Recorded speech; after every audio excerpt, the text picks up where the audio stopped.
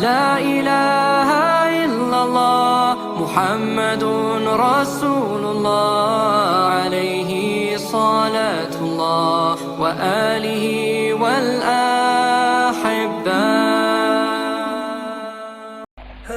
جو ماں باپ کا حق نہیں پہچانتا وہ کبھی دنیا میں کامیاب نہیں ہو سکتا۔ اور میرے بچوں، ماں باپ کے بعد دوسرا باپ استاد ہوتا ہے۔ باپ کے بعد دوسرا جو باپ ہے وہ استاد ہوتا ہے۔ جو استاد کے آگے سر جھکائے گا اللہ اس کو اس کے علم میں نفع عطا کرے گا۔ تو اللہ تعالیٰ نے دوسری چیز جو بطور انسان مسلمان اور اچھا کامیاب انسان ہونے کے ہمیں دی ہے وہ ماں باپ کی خدمت اور ماں باپ کی اطاعت دی ہے۔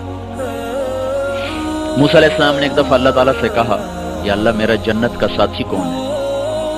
تو اللہ تعالیٰ نے کہا وہ فلانا قصائی ہے گوشت بیچنے والا۔ تو موسیٰ علیہ السلام بڑے حیران ہوئے، قصائی میرا ساتھی کیسے بنا دیا؟ وہ اللہ تعالیٰ کہتے ہیں بھئی فلاں مجاہد، فلاں غازی اور فلاں عالم، فلاں پیر، فلاں بزرگ تیرا جنت کا کہنے قصائی تو ویسے ہی آپ کو پتا چھری ہر وقت ان کے ہاتھ میں ان کا ویسے ہی دل سخت ہو جاتا۔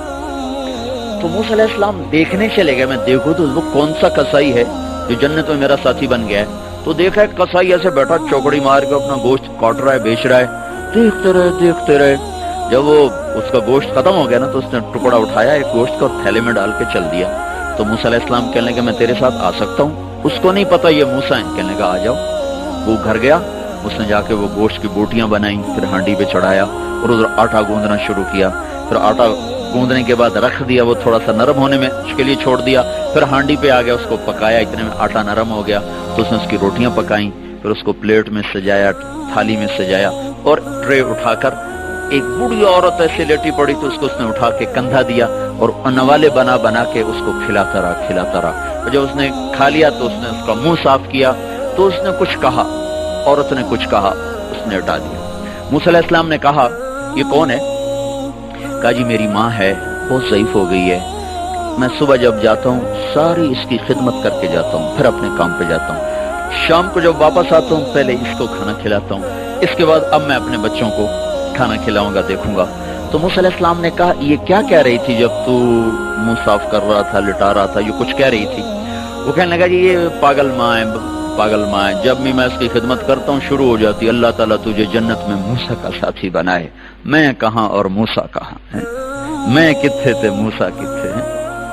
تو موسیٰ علیہ السلام نے کہا نہیں تیری ماں نے تیرا کام بنا دیا ہے، میں موسیٰ ہوں، تجھے دیکھنے آیا ہوں۔ تو میرے عزیزو ہم بھی بس اللہ معاف کرے مجھے بھی یاد آیا جب پیسے ختم ہوتے تھے نا اسی وقت ہی میں خط لکھا کرتا تھا، اتنے پیسے بھیج دیں۔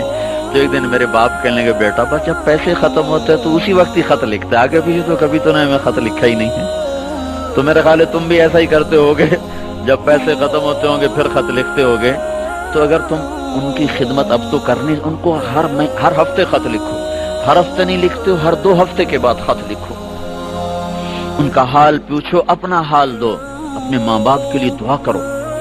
مجھے ایک نوجوان ملا، بڑا ذمہ دار کا بیٹا، کہنے لگا مولانا میری آج تک کوئی دعا رد نہیں ہوئی، میں جو دعا مانگتا ہوں قبول ہو جاتی۔ میں نے کہا تمہارے پاس کیا نسخہ ہے ہمیں بھی بتا دو۔ کہا جی میں ایک تو روزانہ اپنے ماں باپ کو رات کو جب وہ سوتے ہیں نا تو اپنے باپ کو بھی دباتا ہوں، اپنی ماں کو بھی دباتا ہوں، اور جب مجھے کوئی دعا مانگنی ہوتی ہے تو ان کو دبا کر پھر ان کے قدموں میں بیٹھ جاتا ہوں، پہلے اپنے باپ کے پاؤں اپنے منہ پہ ملتا ہوں اور اس کو چومتا ہوں، پھر ماں کے پاؤں اپنے منہ پہ ایسے ملتا ہوں پھر چومتا ہوں، پھر ان کے قدموں کے نیچے بیٹھ کے دعا کرتا ہوں، میری آج تک کوئی دعا رد نہیں ہو۔